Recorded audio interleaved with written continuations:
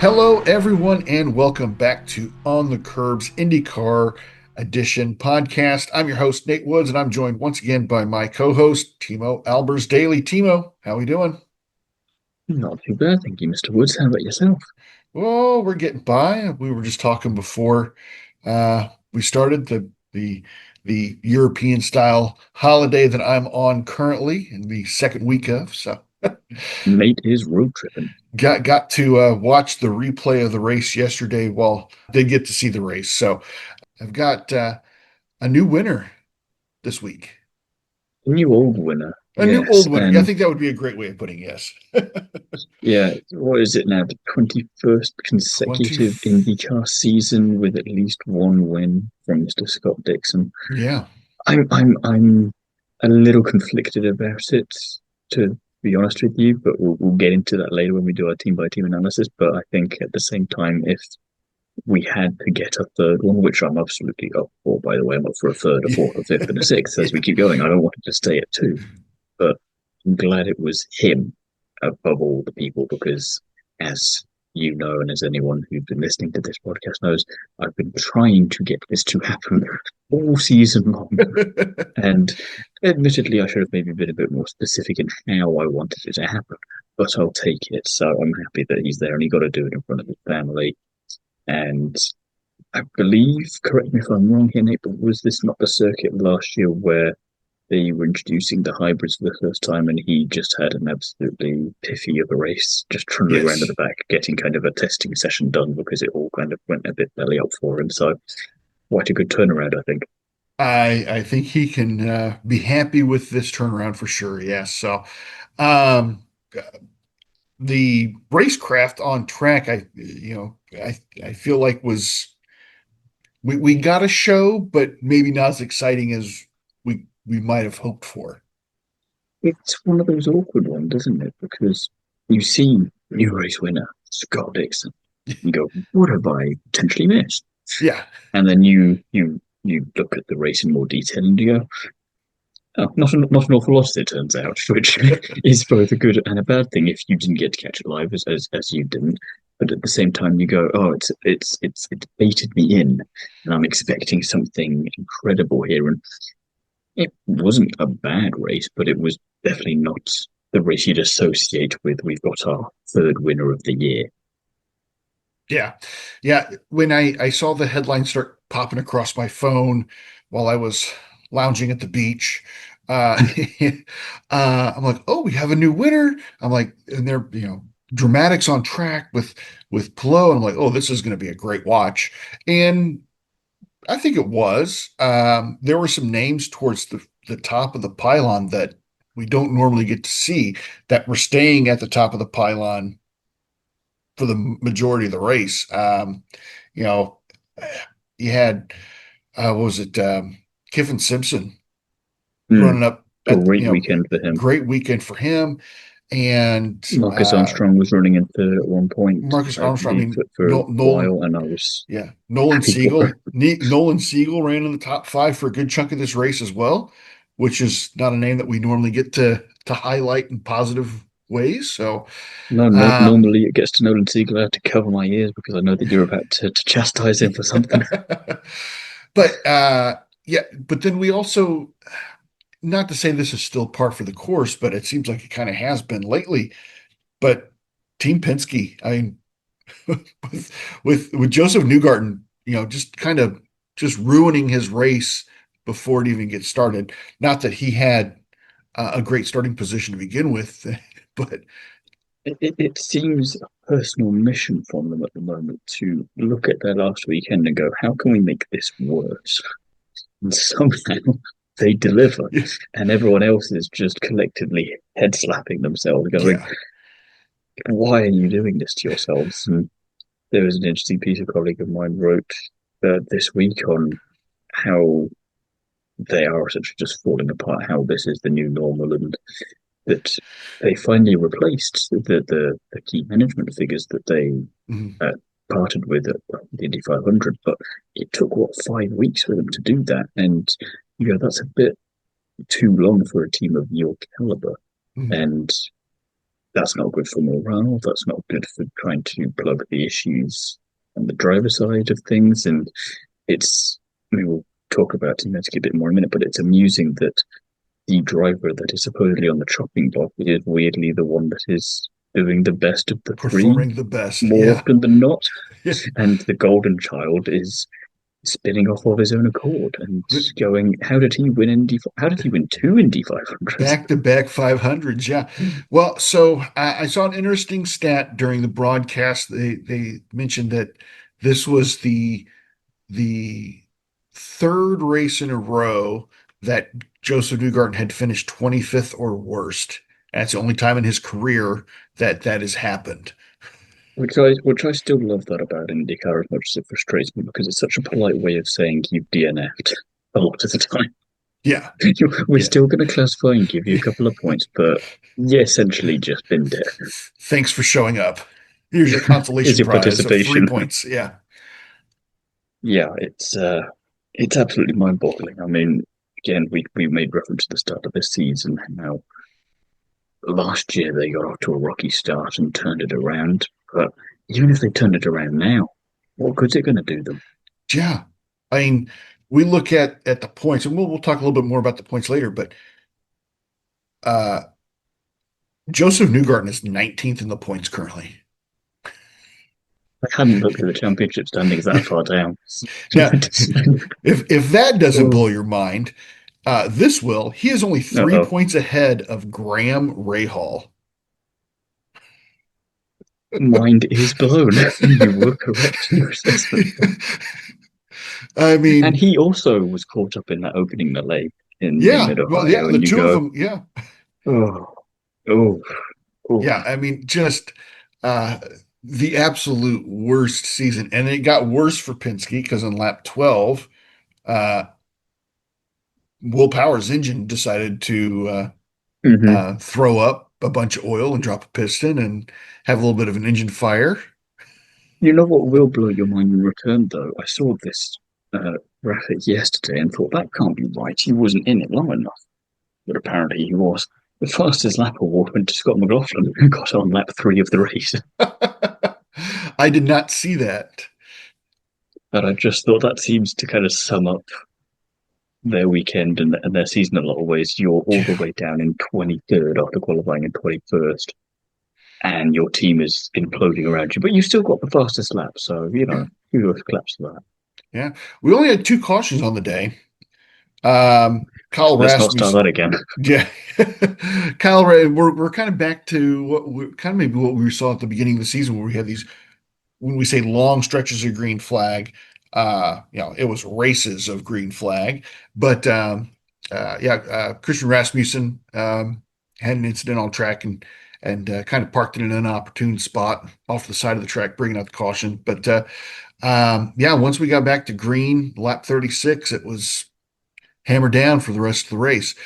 Um, I feel like the commentators there at Fox did a very good job of realizing what Dixon was doing with strategy. Usually it's like it's after the fact. We're like, oh, Scott Dixon did Scott Dixon things, but they're like, it's lap 40, and they're like, oh, Dixon's on a two-lap strategy or two pit stop strategy. It's like they recognized it early enough in the race where they're like, okay, we get what's happening here. Here's how it's going to play out. I think it was very much helped by the fact that he almost pulled it off at Road America last time out Yeah, and just missed it. yeah, And I think this time, because it's such a strong hunting ground for him anyway, last year being the exception, if there was going to be someone who was going to immediately learn from that mistake and at least attempt it again, regardless of success or not, with it, it was going to be him, and they were just going to keep an eye on him for that reason. And it was good that they'd gone and done their refresher of what just happened to Road America. Is there anything that might carry over in terms of an approach to the weekend? And yeah, again, it's Scott Dixon. He was there the start in St. Petersburg, if I'm not mistaken, and it's kind of been a bit topsy turvy for him since then. But it just shows that when he can pull it all together, he will go for it. And I like that, like you say, they took note of that. And I think those three commentators as well have such a nice cohesion now at this point that they just bounce off each other quite nicely. Yeah. And they're able, if one analyzes something, the other two can complement it or correct if need be, and it all works really well. So yeah, I think that'll be something where you could see them sitting down beforehand and really going through everything from road America, all the scenes so far, going, what do we think we're going to need to brush up on? What do we think we can spot here? And Will Buxton in particular, I think he's just really relishing his new career chapter in IndyCar, and he's Yeah. pouring the praise onto Scott Dixon before, during, and after the race, and went for a celebratory hot lap with him around the circuit. And I think that resonates with the drivers as well, because they know him because he's an IndyCar fan, but he's come in and he's proven he's not just a fan, but he also knows what he's talking about. Right. And Yeah. there's that It took him. respect there. It's taken him the first couple races of the season. I will say Buxton felt like he was trying to play catch up and Hmm. really learn all of the intricacies of every team and every driver. But he's definitely shown here as of late that he understands it. He knows he gets the series, he gets the drivers, he gets the racecraft. It's certainly, it's open wheel. It's like F1, but that's where the similarities end in most cases. So, yeah, he's done a great job. I also, like, we've praised Jack Harvey as well, Hmm. and I think he's really come along. And it just uh, this is his new career. I feel like I think he's going to get a Yeah. raise from Fox at the end of the season. So, Here's but hoping it's just maybe you can put some of that towards a seat and he yeah. can do double duty. Well, back to the track action, but lap 40, I believe it was, Santino Ferrucci and Connor Daly um, clashing on Yeah. track, and no love lost between those two.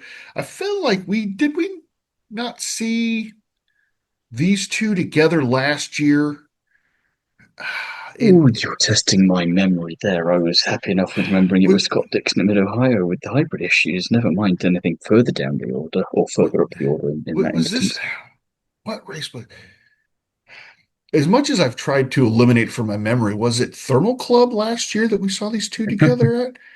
I can't remember. It's not the first time we've seen them together, but uh, yeah, I mean that was it felt very, I don't want to say uncharacteristic for Ferrucci, and I think honestly he might not have known that Daly was on his right side I, after that kind I of I'm going to switchback. disagree there. I think he knew he was there. I It was a think it pretty was aggressive move from pushing it up Daly to to the come up. line in terms of what's acceptable in hard racing. And I think because it wasn't done subtly, but it was done smoothly, Hmm. gradually. It wasn't, I'm Yeah, just going to nudge you off the track sort of thing. It was, I'm right. just going to ease you off and you're Mhm. going on gardening leave, as the Yeah. commentary said. And yeah, it was nice and close. And I think the reason I don't mind it, despite the fact that Daly definitely mind it because of the conversation they had after the race, was because it was clean and okay, he went off the track, but there wasn't any contact. I don't think there wasn't No. a big incident that came as a result of it. It was just, you want to get past me, you're going to have to be more, you're going to have to be as aggressive as I am. Mhm. And we saw this Yeah. with Fucci later on as well with Malukas. They were Yeah. getting pretty nip and tuck at points. So I And think that's Fucci those was are just in teammates. a, Yeah. exactly, I think Fucci was just in a he, mood. he was just feeling feisty. That's all. Um, well, we already mentioned that Dixon has had won the race over Alex Palou, who led a huge chunk of the race. And they mentioned on the broadcast, and on the highlights and afterwards in interviews that uh, you know, Palou had that off track incident with 6 laps to go that he had a 4 second lead. Yeah, it wasn't a massive lead, but again, the way that we were, so I don't think we saw it live. I think we went straight to kind of Mhm. a replay. We were watching something else Yeah. but the way it was definitely talked about post race if you missed it, or even just immediately, there was kind of this big hoo-ha, and you expected a much bigger off than what we saw, and it was just an uncharacteristic error that did allow Dixon to sweep on by as you'd expect to, but it wasn't anywhere near as big a It's calamity dramatic. as I thought it Well, was going to be. he had had an off track incident in the same spot about 30 laps earlier, Hmm. and Which again in itself wasn't that big either. wasn't that big either. Didn't lose a lot of time, but uh, for him to have two off track incidents, or they called them off track incidents, but he was Just on about the off-track he's on the incidents. sausage curb, kicked up a little dirt, not really an off track incident, um, but that lap 84 incident where he felt like he was having trouble getting back on the gas. Yeah, That he incident was a shouldn't little have slow. resulted in a 4-second loss with Dixon getting by, but which was kind of strange to me. But you know, I don't think that's actually what lost the race for Palou. What I think lost the race for Palou was, if you remember back about lap maybe 60, 65, through pit sequences, Palou got stuck behind Stingray Robb, and Yes. it took him about 2 laps to get past Stingray, and he lost a good amount of time being stuck behind a driver that was trying to stay on the lead lap. Now, again, this isn't the first time we've seen this. It didn't hear, it seems like earlier races this season, we've heard a lot of chatter about lead, cars that are trying to stay on the lead lap should yield, or, you know, like they do in F1. It's like, no, I want them to race to stay Yep, on the I lead agree with lap. you 100%. But this isn't the first time that I think Stingray Robb's been in this conversation this year. No, I can't think which race it was, but I do, Yeah, as you mentioned it there, have some kind of recollection going. yeah. I'm pretty sure we've seen this one. Yeah. And, he had to have lost a good chunk of time. And I don't have the exact number, but I would think it'd have to be 4 or 5 seconds over the course of two Oh laps yeah, being stuck behind I think the point you're Stingray making Robb. there is that if he'd managed to get past him quicker, the 4 seconds That 4 seconds wouldn't have would have been been a four lot seconds, more. and it Yeah. wouldn't have impacted him, and he'd still been Right. able to recover and drive off Yes. into the distance as per usual. Exactly. Yeah. And thank you for wrapping that up nicely for me. It's 6:30 in the morning here in Washington, D.C. So, but Teamwork makes yeah, the dream work. that's right. But after Dixon got past Palou, it really made for an exciting last 5 laps of the race, though. It was still a lot. I mean, Dixon still had to win that race on his own accord. It wasn't, oh, he drove off into the sunset. It was literally he had the far and away, hands down series leader nipping at his uh his attenuator. Now, obviously, being teammates, Palou's not going to race him as hard as somebody else that would have Well, been in the same teammates, situation. he's leading the championship by a comfortable margin. Yeah, He he doesn't doesn't have need to to take win. a risk. The very Yeah, true, yeah. So this, as we said, this was his 21st straight season with a victory, which it's just an on its incredible own statistic. is already a record that he just keeps piling on. Um, his seventh career win at Mid Ohio. And I think he extends his overall number of wins by one. Obviously, again, he already held the record, but now Yes. he gets to congratulate himself by breaking it.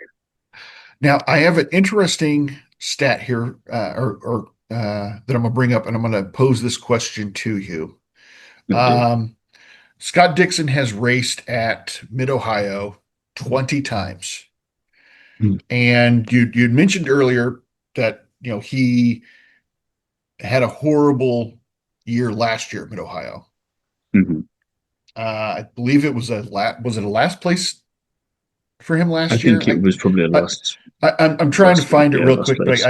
I had it pulled Well, I'm up and pretty now I sure don't have it pulled up. he had issues he had issues before the race even properly got Yeah, underway. I think so. Then by the yeah, time they got him back out on track, it was about 7 laps down or something silly he like finished this. 27th last year. Yeah, Out it's of never the usually a good 20 sign. time, yeah, out of the 20 times that he's raced at Mid-Ohio, how many other times has he finished outside of the top 10? Zero. You're very close, just once. Yeah, once. I was thinking it might be one of those trick questions where he's never done it. No, and honestly, yeah, I mean, I didn't add it up to get an average finish, but obviously, when you finish in the top 10 almost every single time you go to this track, and you have a large subset of numbers to look at with 20 times racing there, uh, with 7 wins, it has to be what, maybe fourth place, third place, maybe is an average. So, Is Mid Ohio Scott Dixon's Silverstone for Lewis Hamilton? It's I just don't, he gets there and he's going to just absolutely deliver pretty much all of the time. Put it to you this way: up until this weekend, Hamilton had been on the podium for the last 12 years straight, yeah. and so it's that kind of a measuring up statistic of well, if you go here, this driver's probably going to do all right. Well, side tangent here. I want to pose this question to you. You bring up F1. Nico Hulkenberg gets his first ever Yes. podium after 239 starts, and he receives a Lego trophy. How would that make you feel? Are you happy that you finally got a trophy for a podium, or are you upset that you got a trophy made of Legos? I think it would kind of sum up Nico Hulkenberg's career in a lot of ways. It kind of I go through all of this to get Yeah. finally on the podium, and this is the reward I get for it. Yeah. I'd be grateful that Aston Martin Mercedes gave me a bunch of champagne so I could just forget about that fact Yeah. instead. Now it would be awesome for me because I'm a huge Lego fan, but Well, I'm sure he is as well, but I think I it's am just sure he is absolutely now. Yeah. typical that well, he's got no choice. But Yeah. yeah, it's I'll be interested to see the content he gets out of it, where he rebuilt it into various other things. Yeah. Well, team analysis, there's not a lot to get through here. I mean, you mentioned earlier, like this felt like every team went out and did what they There's a they pattern at this set up point in to. the season, Yes, yeah. for good or for Um, bad. yeah, I mean, to start off, Team Penske, I mean, Newgarden was your highest qualifier at 18th spot, and then finishes last. Power finishes next to last. I mean, McLaughlin finishes is a finishes generous outside. term in the first place, Yeah, but yes. yeah, yeah. The engine was finished for sure. Uh, Scott McLaughlin also finishing outside the top 25 or top 20. So I think besides the 8,500, this is their worst finish of the season as a team. Yeah, I mean, what do you say? I mean, a rookie error from Newgarden, just more bad luck for willpower. I mean, he's not really in control of what the engine decides to do or not do, Yeah. but again, pretty on brand. And then McLaughlin is left by himself once again to try and salvage everything, and then it just doesn't go his way again in kind of a very different form of bad luck. So, Hmm. yeah, the new normal for Team Penske, and not an awful lot else to say, I don't think, at this point. Yeah. Arrow McLaren. Yeah, I thought this was a great finish for them. Uh, all things considered, he had Nolan Siegel, who we mentioned earlier, was running up in the top five for a good majority of the race. Finishes 11th, just outside the top 10. But I think that was just based on strategy. I think he just, somebody has to finish 11th, and based on the strategies that were playing out with fuel, I think that was him. He had a great race. Obviously, Christian Lundgaard had a great race, qualifying second, finishing third. For him, I felt like he was, he ran in the top three a good portion of the day and was always there in the picture, but you could tell he wasn't, unless something happened to the leader of the race, he wasn't going to be Felt a little there. bit like thermal club to me. You've got this in hand, but I don't believe that you can convert it. Yeah. Yeah. But Pato O'Ward salvaged a decent day as well, finishing fifth after starting 15th. Yeah, which you've got to feel for Siegel a little bit there, because he had an absolutely stonking qualifying in fourth, and Mm. then not only do you finish outside the top 10, but your teammate who started outside the top 10 finishes in P5. My only problem, I think, with Aaron McLaren here is that, like you said, they had a great weekend by their recent standards as well, but I just think it's too little too late. And there's a bit of that with Andretti Global as well. There's a little bit of that with Scott Dixon getting this win because I'm skipping ahead ever so slightly, but Alex Palou did finish in second again, and he Yeah, started on pole. yeah, If he's going to be making these uncharacteristic sort of errors, if you're Aaron McLaren, if you're Carl Kirkwood, you need to be up there and you need to be first, or you need to be fighting him for second so that someone else can maybe swoop around the outside and take shit from both of you. But at least he then still has less points. You've still got to right. somewhat work together. And I think when you've got all three cars in Aaron McLaren's case in play, none of you can actually beat him. I know Lundgaard was in third, and that's all very well and good, but he wasn't near to Scott Dixon. He wasn't Right. near to Alex Palou when the opportunity did arise to take advantage of the mistake that Palou made. And that's something they've really got to work on. And I fear that by the time they figure out how to do that, it's going to be post-season. Yeah. You brought up Andretti Global. With Kyle Kirkwood, it just felt like, he was, again, almost felt like a non-factor. Yeah, I never thought that he it was Which a little bit like Lundgaard. I which just is never thought that hard there to was anything believe. in play. You call somebody a non-factor when they start in the top 10 and finish outside the top 10 or finish inside the top 10 as well. So, It's because of the threat that they're going up against, though, right? It's you can't afford to be anything less than perfect because that's what Palou is doing. You need to be able to match that or at least go after it. And I don't mind if you qualify seventh, but then you can't afford to finish in eighth. yeah. And, uh, yeah, Colton Herta, another driver like Christian Lundgaard, I feel like we saw him running in the top five, most of the day and just didn't have anything to get closer to the front. No, but I think with Herta, I forgive it a little bit just because of the season he's been having. I'm just happy that it worked out that he got a top five finish. He had a good qualifying. He had a good end result. Pit stops didn't mess with him. Wasn't caught up in something random. The car didn't die on him. All that sort of thing. So for him, I'm just kind of just happy to gloss over the fact that he wasn't able to make more about it because we're not used to him this season being in the position anyway to take advantage of that. Right. Yep. Um, Chip Marcus Ericsson was Ganassi. also there, Um, just to mention it. I apologize. Yeah, he was also there. Yeah. Chip Ganassi. I think this was their weekend, and we've said it before, but all three of your drivers finished inside the top 10. Kiffin Simpson having a great race, running in the top five for a good portion of He it. qualified in third as well, which is Exactly. That was the fantastic thing from was him. was was when I saw the qualifying results come across my phone, I'm like, Simpson and Siegel in the top five. Like, what happened during qualifying? It's like, no, they're just fast. This is just their track. Yeah, yeah.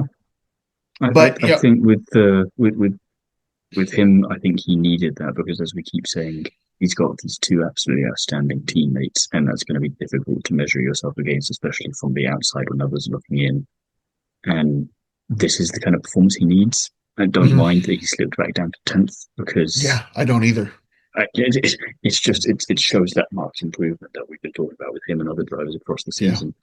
yeah. Um, He I think he has shown the most improvement this season. I mm, feel like, when he was, when after last season, when Ganassi was cutting back from five cars to three cars, and Kiffin Simpson was awarded the third seat, we're like, there must have been a large check involved with him so getting that aside from the seat. obvious, what is the reason for this? Yeah, and I think maybe Ganassi saw something in his racecraft that we didn't see, um, and knew that this was a driver that they could help improve, and help.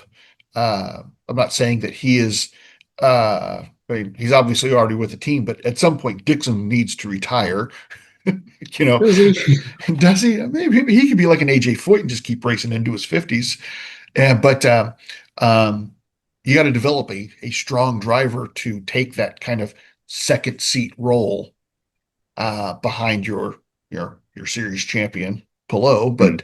But um, yeah, I think we're seeing a good improvement with Simpson, a marked improvement enough to where we can say, okay, he might have, there might have been a paycheck involved in getting him this seat, but He's justifying he's it. showing that he's able to keep that seat.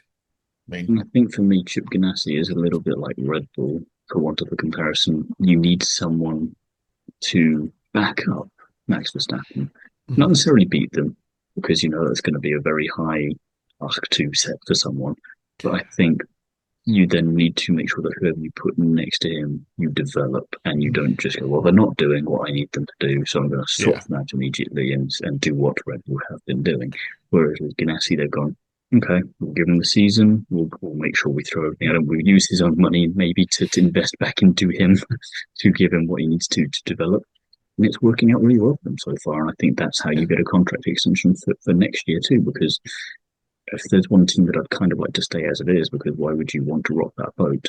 From an IndyCar perspective, it'd be Chip Ganassi. It's Chip Ganassi. Yeah. you've got Palou who's doing unspeakably good things. You've got Dixon who is the greatest of all time. Let's face Yeah. it. In Yeah. IndyCar, and you've got Simpson there going, I'm just kind of happy to be here learning from these two absolute beasts, and I'm also getting better. That's right. A team, and a team that I would also like to see remain the same for next season, but maybe didn't have the best weekend was A.J Foyt Racing. Yeah, it amused me seeing the results from qualifying to the results for the race because you have all that on track drama between the Mm, pair of them, between Pucci and Daly, as we said, mm, and yeah, pretty much ended up back right where you started. yeah, Admittedly, a couple of places down, you go, that's not gone completely to plan, but I agree with it. There is still that potential there, and I think the consistency will be key there, and they just need to go through the motions of it. yeah. I felt like this weekend was kind of uncharacteristic from where the trajectory we had seen this team going lately. Um, but this is also a team that's geared more for oval tracks than road courses. So not necessarily unforeseen that they would, finish, 16th and 17th, but um, another team that didn't have the best weekend, Juncos Hollinger with Connor Daly and Stingray Robb. Now, obviously, both of these drivers got a large amount of screen time Yes, during the for Fox reasons that broadcast. that they probably wouldn't have wanted. Yeah. We got to use a lot of Stingray Rob's rear facing onboard camera, I feel like. when Which is another when great Palou's example of right why by. we Yeah. need to have those in another motorsport series. Yeah. But I think the team is a bit like AJ Foyt there. When they're good, they're good. Mhm. But this isn't going to be the case all the time, at least not yet. And Right. I think, particularly with these two drivers, ovals are their speciality. But that's only going to be acceptable for so long, I think, for both them as drivers and them as a team. And if they're, I'm not saying that for when we come to Middle High next year, they need to be Sunday podium, Mhm. but they need to be at least knocking on the door of the top 10, I think, because Right. you can't build a successful campaign across a season just based off ovals and doing Yes, well that's there. right. You need to There's be a at least, reason. you need to at least show some progress in the other courses Yeah. that you go to.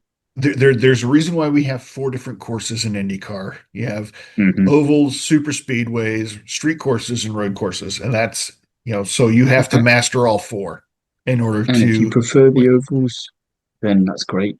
Maybe NASCAR's more your cup of tea and you should go there instead, and we'll get some other Yeah, drivers in here. yeah, But for now, like I say, I'm not too worried about it. I want to see what that looks like. I'm happy to invest mhm, another year in that team staying as it is, and we'll yeah. just measure it out that way. Meyer Shank Racing. This is outside of Chip Ganassi. I think this is probably the team that had the best weekend. Yeah, this is really feeling like how you do it now in IndyCar. Armstrong qualifies in eighth, finishes in seventh. Rosenquist was qualifying 16th, but then finishes in sixth, and just kind of dock the account to them and go very well played. I mean, as we mentioned earlier, Armstrong was running in the podium places at one point, Mhm. and Rosenquist is getting better with that team and with that car the more we see him, and I think he's having a positive impact on Armstrong too, who we know can be better than he has been, and we're getting to see a bit more of that now. So there's not much to say for me here, just because they did a pretty good bang up job. Yeah, I feel somewhat bad for Armstrong after putting in that work to run up towards the front all race, finishes seventh, and then your teammate who is racing a pit strategy race ends up finishing in front of you. Yeah, It's like that's you for didn't me. work as hard as I did to stay up here. It's the Nolan sequel battle reward situation all over again. Yeah, yeah. Rahal Letterman Lanigan Racing. I don't. I'm gonna let you take this one over. I'm kind of just like, yep, I'm over this team. But the silver lining for me was Louis Foster qualifying in P6. He's Yeah. he's he's learning very nicely with that car and showing that I Mhm. think he's putting himself in the window for other teams potentially It- further up the order by Absolutely. showing, Yeah. look what I can do with this. I'm not going to be able to convert it to something on race day, but Mhm. I also finished ahead of both my teammates. So Right. there's Right. also And I that. Ray Hall admittedly was caught up in the first lap, kind of Mhm. pre-first lap Yeah. melee Yeah. in a lot of ways, and was a bit screwed there. But Di Francesco, yeah, his days have got to be numbered, surely. Um, I'd be interested to see who they would put in that team next year. Maybe they look at how well Foster's doing with the machinery, and they go for whoever wins. I'd say whoever wins. They put Dennis Hauger in for next year, and continue with that sort of trend and see if they can build something up that way. But at the moment, this is a bit of the new Mhm. normal as well. It's not as bad as Team Penske, luckily for Mhm. them, but unfortunate for Ray Hard's home track. I mean, Bobby was there as well, and they were having a nice time up to that point. But that's racing, unfortunately. Yeah. The you brought up a point about Foster being on other teams' radars, and that's that Indy Next ladder and the quote unquote scholarship that you get for moving on to IndyCar when you're the champion of that series. I really like that system.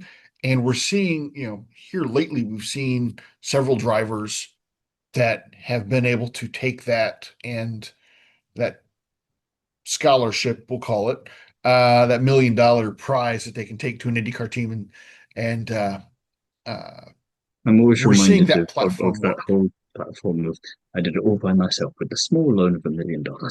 Yes. Yeah, we have a president here in America that kind of did the same thing, I feel like. I wouldn't know uh, though. yeah, Louis Foster, I think his days may be numbered at Rahal, Letterman, Lanigan, and he'll be moving on But in a good way. in a good It's not way, in a in a it's good not in a way. Di Yeah. Francesco way. Not in a DeFrancesco way. Um, yeah, I think he'll be on to greener pastures at the end of the season. I think I, I, I, he's shown enough with this team. I'm not calling Rahal, Letterman, Lanigan the worst team on the grid, um, but certainly their equipment is has been lacking for several seasons. I mean, this isn't just a 2025 campaign problem. This has been a 2020s decade problem for we need for another this team. I talk feel show like. host to invest in the team. Yeah, right. See what I mean. Jay Leno's a big car guy. Maybe we can bring him in there. Be There we go. Add RLLLR. another L. Yeah. So yeah, I don't know where he would slot in at, but I'm sure he's going to be moving on at the end of the season. And I would hope for Dennis Hauger's sake that he has shown enough in Indy next this season that he might not end up with a team like Rahal Letterman. I I think was just suggesting that purely because they've seen how well it works with Foster, because they're and going to have a couple holes in maybe their in their well, lineup. that potentially. But if Foster Yeah. stays there, the consistency, there's the experience from Rahal, but Mhm. then there's also the proof that a driver that dominates Indy Next can come in and be good with Right. your machinery, Yeah. and maybe that's the way to go about it instead of trying to poach other people in and try and get the experience. And maybe this is to foster the new talent, Mhm. and it works out for you. Yeah. And I'm gonna skip a team. I'll move ahead to Dale Coyne only because I feel like it's possible, and maybe this is where Foster gets moved to. Dale Coyne, it's a very small team, but they've brought in VK this season, and VK has I I've always liked Renus, but it seemed like he was somewhat inconsistent until this season. I feel like he's been very consistent. And Jacob Abel, I mean, I don't think it's out of the realm of possibility that he stays as well. So I'm wondering if maybe can become a three-car team for next season. I was going to counter that suggestion by saying if VK obviously stays, that makes the most sense. If Foster did go to Dale Coyne, I honestly can't see PREMA keeping Schwartzman past this season. Maybe Abel goes there instead, partners with Ilott. And I think Abel, he is a good driver. I think he's been a bit. Everyone seems to be in the shadow of someone else. Simpson's in the shadow of Palou and Dixon. Foster's got the shadow over Abel, and so Yeah, maybe Abel just needs to go somewhere with a bit more of a level playing field. Ilott is experienced, but he's not vastly more experienced in the grand scheme right. of things. And I think those two could help iron out the issues that PREMA are having better than Schwartzman, because I think Schwartzman at this point is just cursed from some episode of Scooby Doo, maybe multiple episodes of Scooby Doo at this point. Um, and that could be an interesting pairing there. And I think I've less experience with this in IndyCar, obviously, but in F1, I think you definitely know what a driver is capable of after 2 seasons in the sport. And I think the Yeah, same is true in IndyCar. And I think in an ideal world, everyone gets at least 2 seasons because sometimes you can have an absolute dog of a season. yeah, You look at Mick Schumacher in F1 in Haas, and you can't really count that first season because look at the car that yeah, was. No one was going to be able to do right. anything with that. So you need that second one to just at least get a baseline feeling. Um, I and feel like to kind of use an F1 a comparison, I feel like Abel is like Lance Stroll. And the fact that he had not where I now thought that hear was me out. going. The look on your face. I'm gonna let me explain. So, um, Jacob Abel's father, very, very wealthy construction magnate here in the Midwest. He has been sniffing around to have his own team, to Hmm. build his own team, and I think it'll be him purchasing into a team. And so I think PREMA being kind of I don't want to say a global powerhouse, but new to the series, but I think they're locked in. That's where Hmm. that team is not looking for new ownership. Where somebody like Dale Coyne or maybe at Carpenter Racing I is was thinking is maybe Rahal looking for again, and you additional just add funding. another letter. You add A instead. Right. I was thinking is if he buys into Prem, it's Prema, or if it's Rahal and Lanigan, you just have RHLLA, or you put the A in somewhere else, and you Yeah. see what kind of words you can make out of it. Well, if it was A or Rall, that is kind of like Rahal, Yeah, maybe. we're getting there. Maybe that's once we got the letters to spell out Rahal, Yeah. they'll then be Then successful. we could be back. We won't have to say Rahal, Letterman, Lanigan Racing ever again. But I think Dale Coyne is a really good fit for Abel, just because not just as a driver, but also with his family wanting to get into team ownership. I feel like this is a team that could really benefit from a huge influx of money. And like I said, you've got VK. He's your lead driver with the team currently, but if you bring in a lot of Abel money, now all of a sudden you've got Louis Foster money available to you. I think Yeah, ultimately that's where I'm trying to go with this is I think that the chips can fall into place pretty easily with this team to be able to land someone like Louis Foster in the offseason.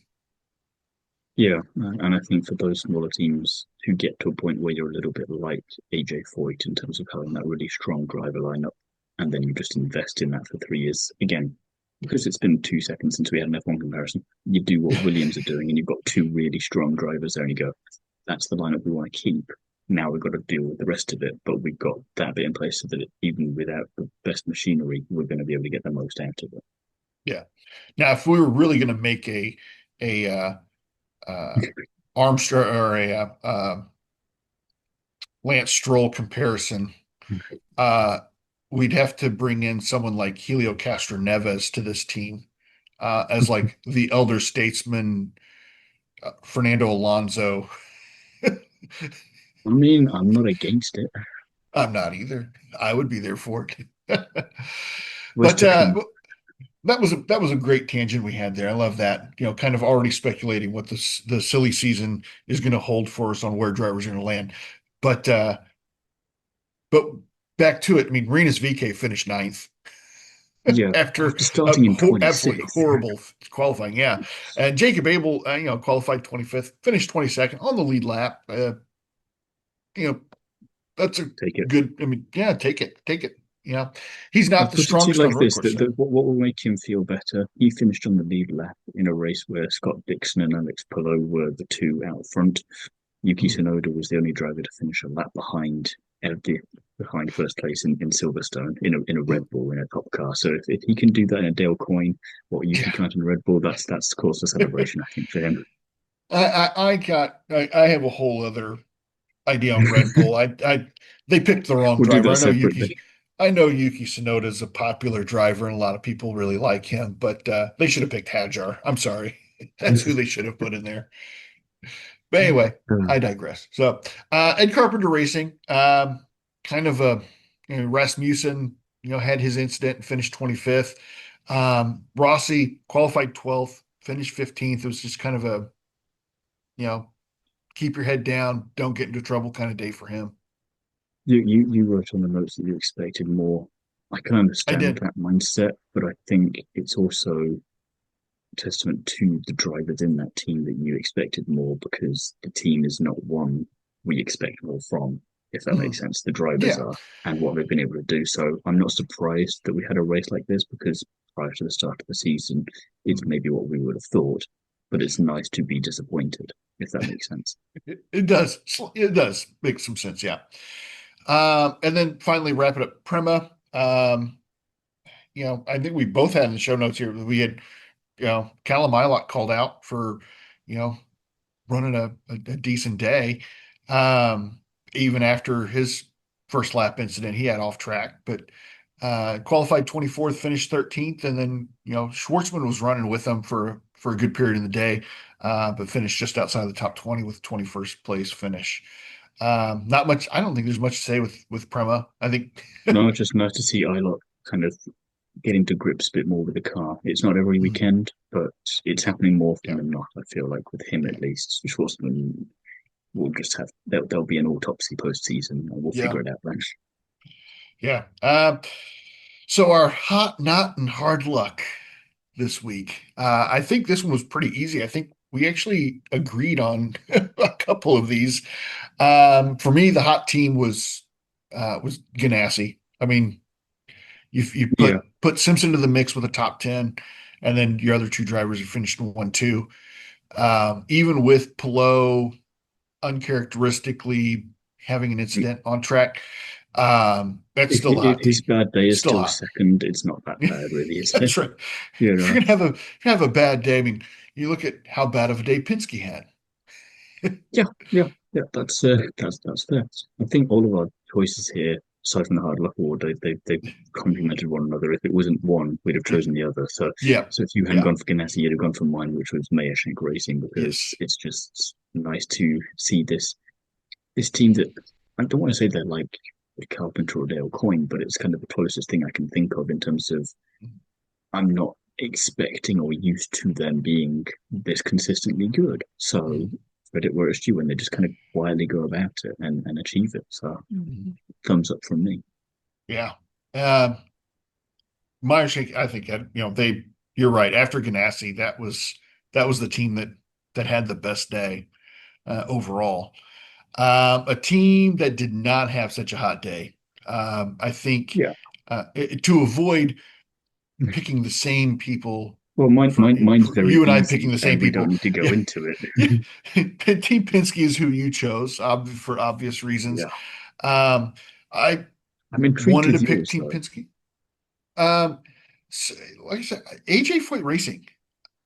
They finished 16th and 17th. I just feel like they should have been more You've there got the from those expression of two. a disappointed father. Yes, I'm like, well, we're still gonna go get ice cream after the race, but You I don't don't feel deserve it. good about buying it. I don't feel good buying it for you. Maybe we'll use your allowance to buy it. No, I just Ferrucci, I think with the on-track antics with Daly and then him and his teammate racing each other so hard, I just I wish I could have seen more, just a better finish overall from his team. If I'm not going to pick Penske, I'm going with A.J Foyt Racing. Fair enough. And I think we were in agreement on who gets the hard luck award, and that's Yeah, going to it's got to Graham be Rahal. Graham Rahal. Yeah. Yeah, yeah. I mean, home track, and uh, you know, everybody from the Rahal clan is going to be in attendance, and your race essentially gets ruined before it even begins. Not that he had the most realistic shot in the race, but Perhaps not, but this you just always kind of want to at puts a least see that through to the end and find out for certain. You don't want to just be taken out immediately. yeah, yeah. And this is just kind of like, the weekend just got like the exclamation point crying emoji punctuation It, at it. yeah, it's the happy face, but with the tear going down, just kind of going. Yeah. I'm not best pleased about that. So next week we are going to, or this weekend, I should say, we're recording this on Tuesday morning. We only got 4 days until we got some more on-track action. I'm gonna get Double right header dizzy from this weekend. Yeah, double header from Iowa. Now, I'm going to throw this out there.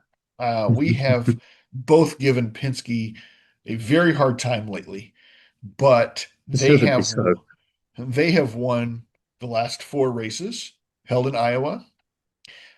Joseph Newgarden has 5 wins at this track. Didn't we say this about St. Louis?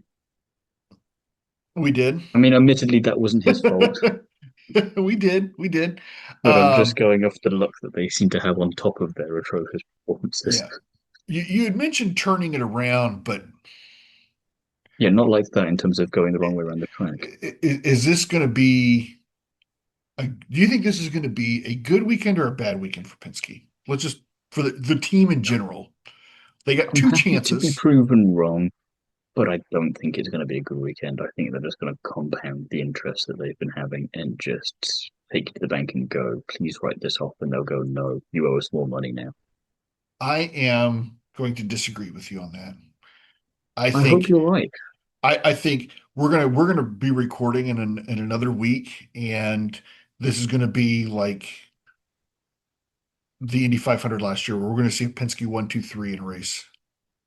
They got two chances to do it. I think It we're would gonna be a see a heck of a Penske 1, 2, 3. storyline, and it would make it easier for me to write in some ways about because it'd be not me just having to copy and paste from the last article going, well, Team Penske screwed it again. Now I might have jinxed them, but then again, maybe you just jinxed them. So Knowing our luck, they'll just cancel each other out and they'll do badly as normal.